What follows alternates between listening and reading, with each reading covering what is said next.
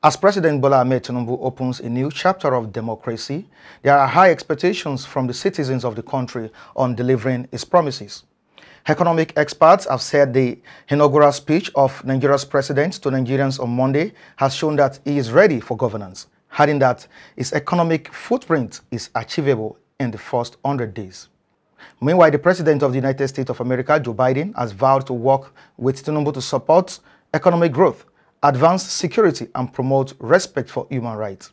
Public affairs analyst Elijah Ayodele is in the studio with me to dissect the current state of the nation, its political matters, and I am Michael Adekunle.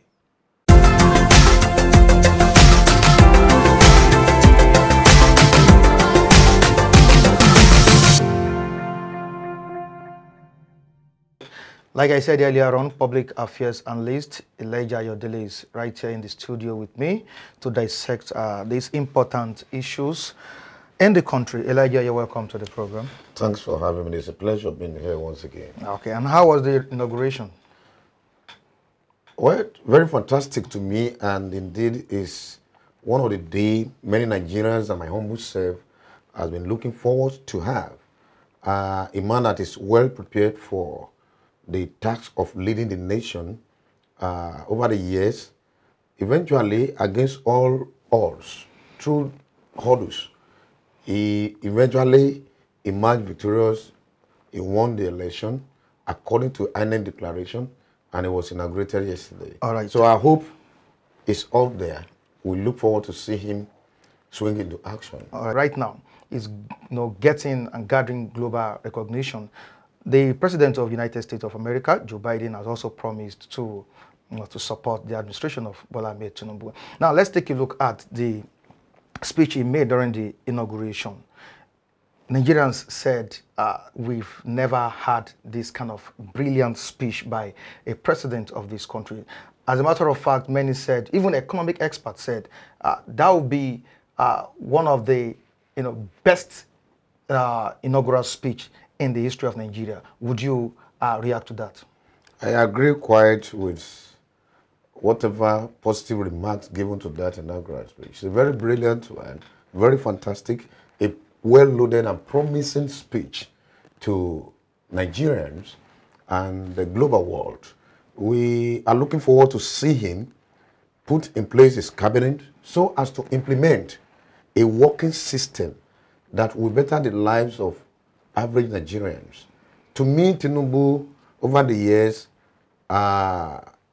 let's see this dispensation, this current political dispensation in Nigeria from 1999 to date, is the most prepared personality to occupy the seat of power.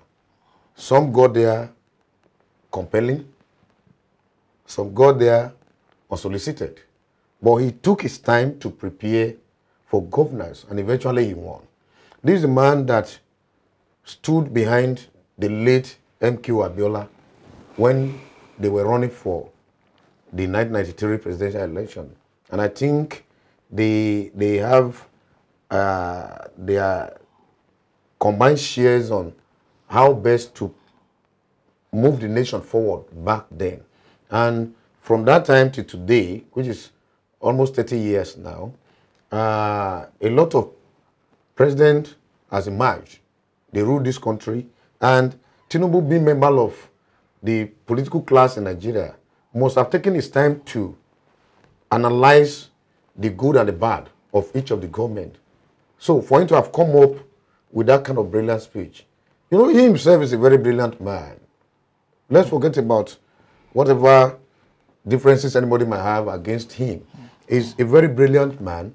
In every way he has worked, he has proved himself as an administrator, astute administrator. His political prowess is second to none. He has been in the political front line over the years. He has been part of the system that shaped most of the states, most of the local government, most at some point at federal level. He has learned a lot before he eventually emerged as a president. So I don't expect anything less from what he gave us as inaugural speech yesterday. Now, like you said, he has been in the front line of politics for a very long time. I think it took him over 2 decades to, to crystallize this plan, and actually he achieved it. It's a great scorecard for Asiwaju Bola Ahmed Tinubu. Now, aside this, what kind of style of governance do you expect from Tinubu, considering the fact that he was the former Lagos State governor and a former senator of the Federal Republic of Nigeria? He's the first person he's the first former governor to attain that height of presidency, a former senator as well that will mount that seat as the president of Nigeria. Tinubu, as I said, is an administrator par excellence, a political guru who understands what it takes to rule his people, especially a country with various diversifications like Nigeria. Yeah, a former senator becoming a governor, though late Umaru Musa Yar'Adua was governor in Katsina State before he emerged as president, but unfortunately, he couldn't do much before his death. But for the past 20 years, Tinubu has seen what it takes to rule Nigeria. Let me tell you, or tell the whole world, that with what he did in Lagos State, is a complete detribalized person. He cares less about your religion. Don't forget he married to a Christian wife, a pastor indeed. Don't forget he assembled a team of competent commissioners in Lagos and other aides like that. All are not even limited to the Southwest alone, as in the Yoruba clan. Beyond Yoruba land, he appointed people from the eastern part. You remember Benakabo is the then commissioner for budget and economic planning. He's never a Yoruba man. So he appointed him. And now being the president of the country, you know, all this race started with Emilokan mantra. Now, State, yeah. Now it's Ishelokan. Not Emilokan again. Not Emilokan again. Ishelokan. It's time to work to really prove that you are prepared and you wanted to give us something different, much better than what we've been having in the time past. So I believe it's going to lead the country without any outer of sentiment, without being detribalized, without being, without promoting religion or one tribe ahead of the other. He mentioned it yesterday that whether you are from Niger Delta, you are from Marewa, or the southern part of the country, is going to rule without prejudice. And I want to believe if he's able to replicate what he did in Lagos, we are going to have a very fantastic cabinet, and they will surely work. Because he's a man that worked by himself in all his ministry and parastatals. Though he's get older than when he was a governor in Lagos State. But back then, he will engage you, he will encroach into your personal life by engaging you with tasks,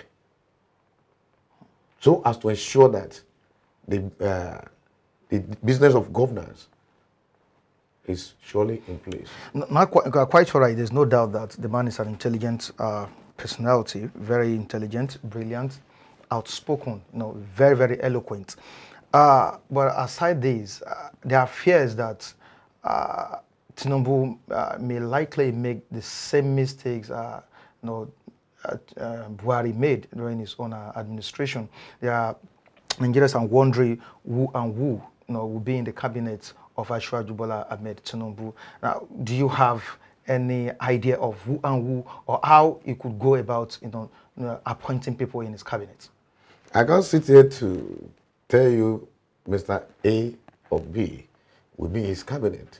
But from the body language, we know some of those people he trusted so much that can deliver to the nation what he wanted to give us. Because that really affected Buhari, not putting the right people at the right position, to manage the affairs of the country.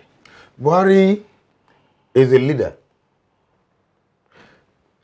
He was once a military ruler. Tinubu is an administrator. Okay. They are not the same. I need not to be going back to what he did in Lagos. But if you look at what he did in Lagos State, where he traveled to Osun State to go and bring Aregbesola for works, Ekiti to bring Dele Alake, Ogun to bring Wale Edun and Yemi Osinbajo. You remember Babatunde Fowler of Lagos State Inland Revenue Service? So, let us wait and see who and who will be in the cabinet. But I'm pretty sure that the Tinubu I know, the Tinubu we know in Lagos, the Tinubu that has ruled Lagos and left a blueprint that is working progressively to today. I want to state categorically here that this man, the new president of the country, yesterday I was addressing some people, I called him the Idan Gaga of Nigeria. Not just Asiwaju this time around. This time around. Is it because of the passion you have for not passion, because I don't understand your, don't have time, of your we don't have time to go into that details. Okay. But looking at what he has done in the time past, the battles he has won from 1999 to today. He contested to be senator once, he won. He contested as a governor once, he won. He overcame the haunting of Obasanjo. You remember what happened between him and late Chief Gani Fawehinmi? You remember the cabal in Aso Rock who never wanted him to be the flag bearer of APC. The party. Yeah. Yesterday I was analyzing that the mass scored 1,271 votes. And I said, let's take it into the Bible. That's Psalm 127 verse 1 that says, except the Lord build a house, the laborer are laboring in vain. So that's not the point. The issue here is my passion for anybody does not really matter. The point remains that Asiwaju, as a talent hunter, has more than enough under his wings to assemble as a team to work and deliver what Nigerians will appreciate. So it's not about tribe, it's not about religion. So I want to believe and state clearly here that he will assemble the best brains and the business of governance will go on as. Okay, Elijah, considering the fact that what the late Chief Awolowo couldn't do, Obafemi Awolowo couldn't achieve, he finally actualized it. Considering the fact that the late Chief MK Abiola in 1993 brought the agenda of hope, into the system then, which at the end of the day it was nullified by the then former head of state, Ibrahim Badamasi Babangida. Tinubu came back with renewed hope and is actually succeeded. I think it's a plus for him. Now, let's go back to Lagos State and the people he fixed, to continue from where he stopped. I'm talking about the likes of former governor Akinwumi Ambode and Raji Fashola. There are talks around about Ambode, missing out in every activities of the APC or Bola Ahmed Tinubu. Don't you think people like Ambode should be in his cabinet? Well, it depends on him. But I want to believe that at one time or the other, we cannot always be friends.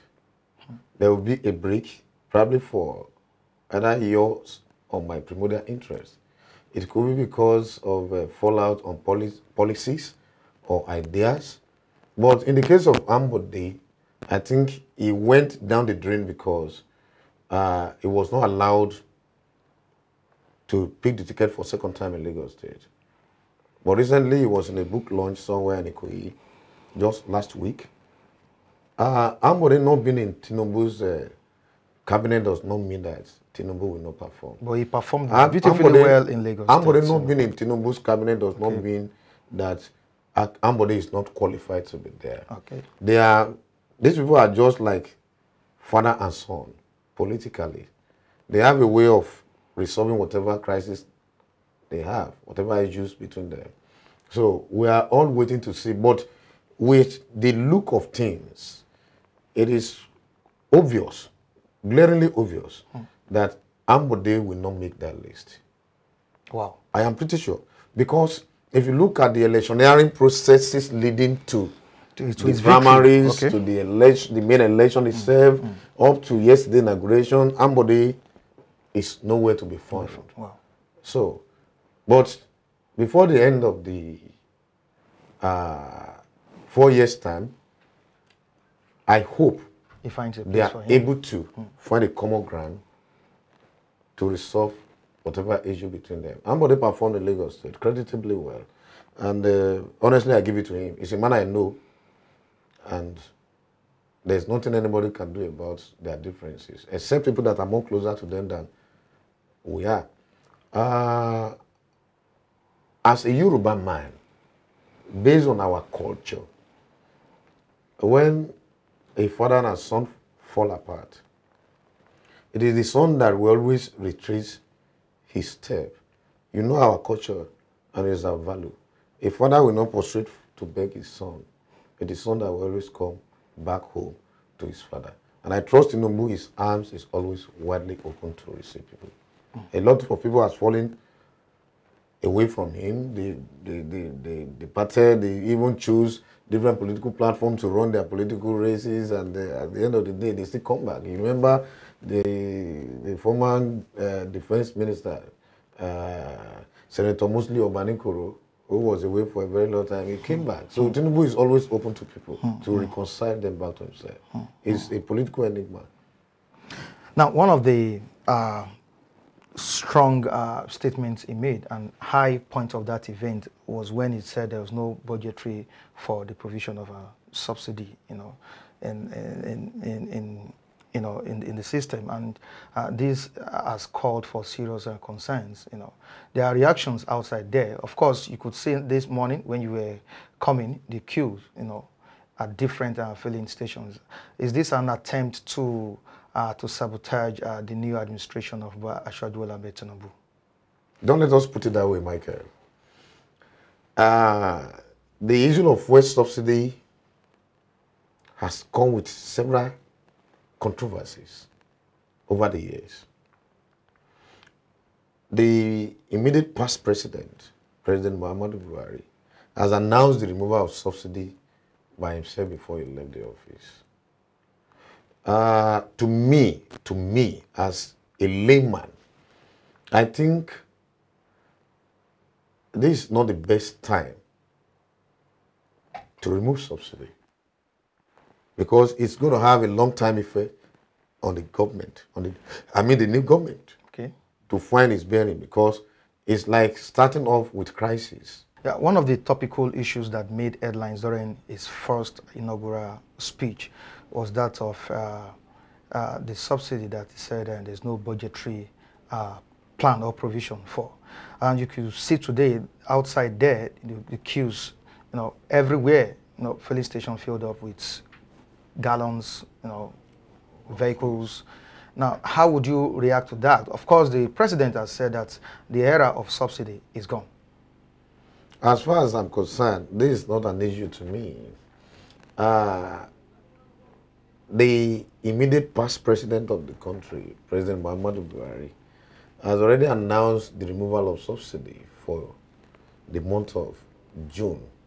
And if you look at the scenario behind this so-called fuel subsidy, a lot of controversies has been raised, a lot of issues, deliberations about the reality of subsidy or no subsidy. We need to remove the subsidy, but to be honest with you, this is not the right time or the best time to remove the subsidy. And what's the reason for that? Why am I saying this? If we are to remove subsidy, we need to have enough provision to help us manage the supposed or the impending crisis that will come with it. We don't have enough of our refineries working. For a good 8 years, it's quite unfortunate Buhari cannot even make a single refinery to work. An individual like Dangote built a refinery and completed it. individual, a businessman, then what happened to us as a country? Why can't we fix either 2, 3, or the 4 refineries we have on ground? If we cannot even build new one, they might not be able to work in the capacity that will give us enough fuel to run our daily lives, but it will reduce the importation. Instead of removing subsidy, are we depending on Dangote refinery? Are we now saying that as Dangote refinery has officially been commissioned, that the country should depend solely on that one? It is not the right time or the best of time to remove subsidy. We should have made provision for production. I told you once here that as a country, we need to live more on production, not importation. We import almost everything we use. Everything that has to do with our daily living is imported. So they should have been able to fix 1 or 2 refineries to give us a certain level, if not complete, but at least half of the crude oil we are consuming, the petroleum we are consuming on a daily basis. All right, thank you so much, Elijah. Let's quickly go on a short break, and when we come back, we'll be talking about the president's first 100 days in office.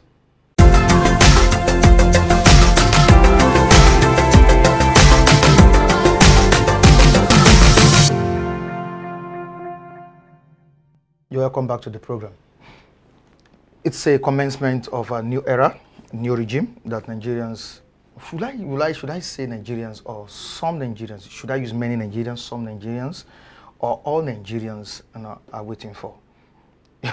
I don't know. I'm saying this because of the passion you have for Asiwaju Bola Ahmed Tinubu. So if I'm saying all Nigerians, it will look as if I'm kind of biased or one-sided in my analysis or my description about Asiwaju Bola Ahmed Tinubu. Now, his first 100 days in office, how is it going to be? Economic experts have said yes, they're expecting something substantial from Asiwaju Bola Ahmed Tinubu in terms of revamping the economy, in terms of solving security crisis, food crisis, power, and all of that. What are you expecting in the first 100 days of Asiwaju Bola Ahmed, the president of Nigeria, in office? Let me just be frank with you. In the first 100 days, much of appointment and the establishment of his policies will be the dominant. How many projects is he going to start, execute, and deliver within the first 100 days? He's going to do some reviews of the policies that are already in place. He's going to set up his cabinet and set them at work. But having said that, that does not mean we won't experience little changes in some areas of life, but not unlike what we have just discussed earlier in terms of petroleum. I think if they can work on the border, is it the border closure? The border closure, if they can work on it so that we have enough supply of food items from the neighboring countries, that will reduce the hardship in terms of feedings.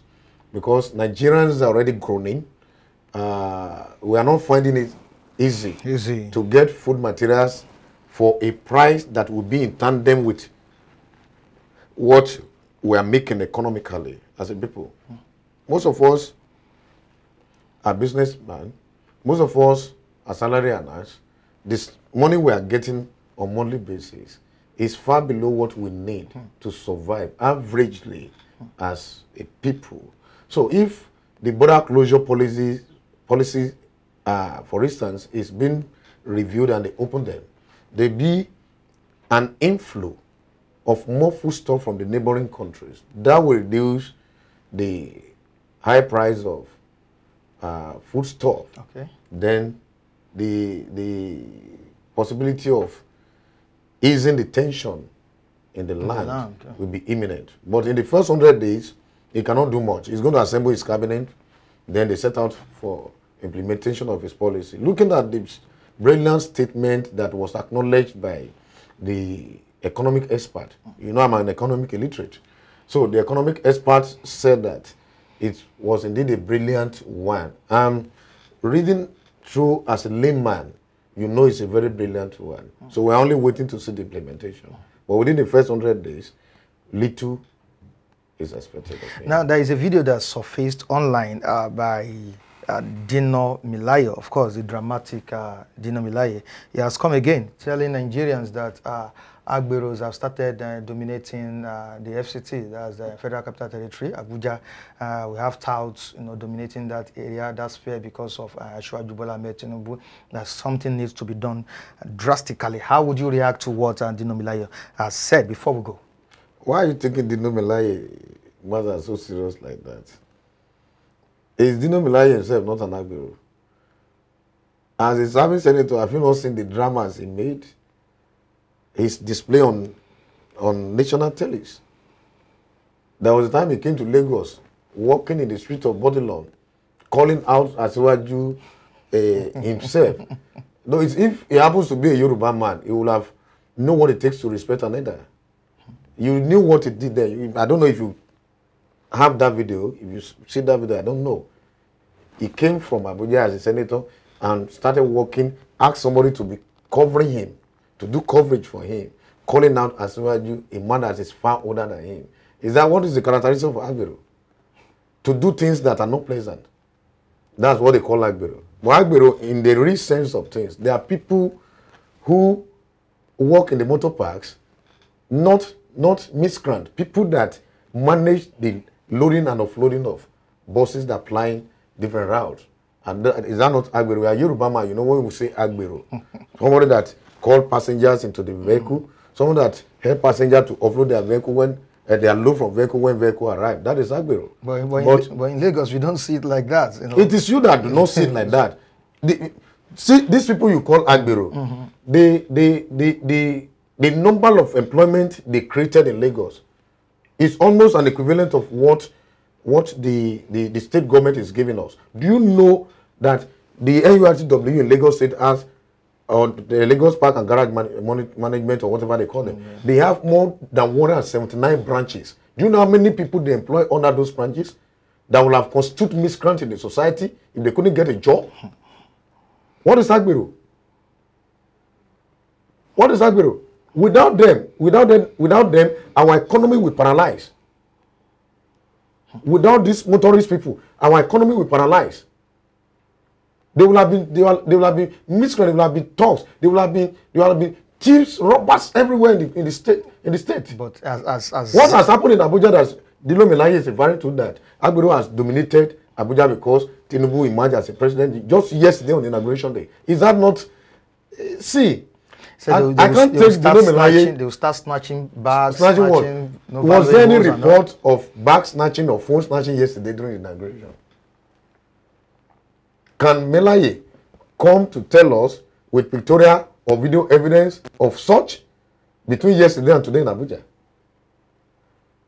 As a Yoruba man, I want to say again, okay. No, you are tiny. Melaye will never say anything good in Tinubu because he doesn't like him. All right, thank you so much, Elijah. We really appreciate you for coming on board. Of course, we've been talking to public analyst. I'm talking about intelligent public analyst Elijah Hayodele, and we expect the president, according to what Elijah has said, he has preferred to solutions to raging problems in the country, and we expect the president to hit the ground running. And here we say goodbye to you on today's edition of Political Matters. Join us next time on the same platform. Michael Adekunle remains my name. Don't forget to subscribe on our YouTube channel. The social media handles are right on the screen. Bye for now.